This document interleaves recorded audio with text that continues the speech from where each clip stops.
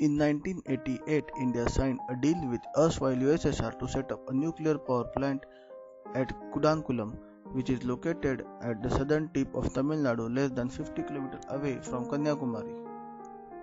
Kudankulam reactor, which is one of the 20-odd reactors, is part of India's ambition to increase the share of nuclear energy in India's total energy production. At present, nuclear energy contributes less than 5% of total energy consumption. This decision sparked off protests in and around Kudankulam over the issue of drawing water from a nearby reservoir and discharge of nuclear water waste.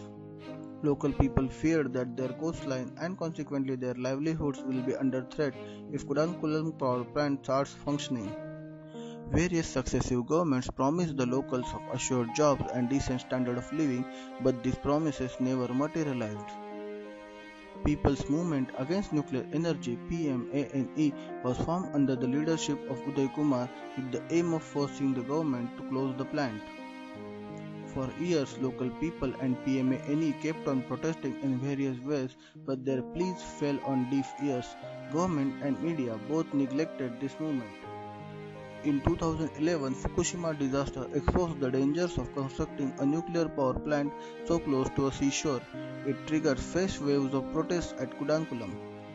Even Sri Lankan people and Sri Lankan government raised their objections to the Kudankulam nuclear power plant, considering the proximity of plant to the island state. Massive protests were launched not just on land but in sea also.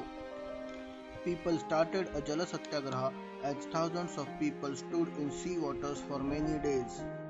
Government launched a massive crackdown on protests and many leaders of the movement were arrested.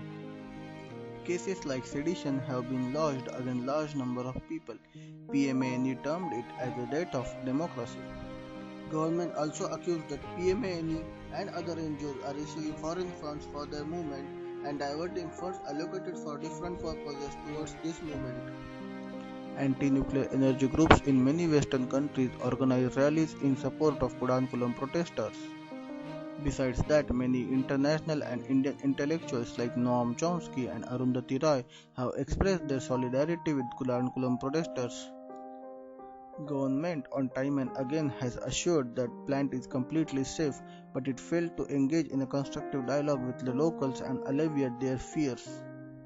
Even many respected Indian scientists like APJ Abdul Kalam and Anil Kakodkar have assured that the plant is completely safe and there is no need to compare it with Fukushima incident.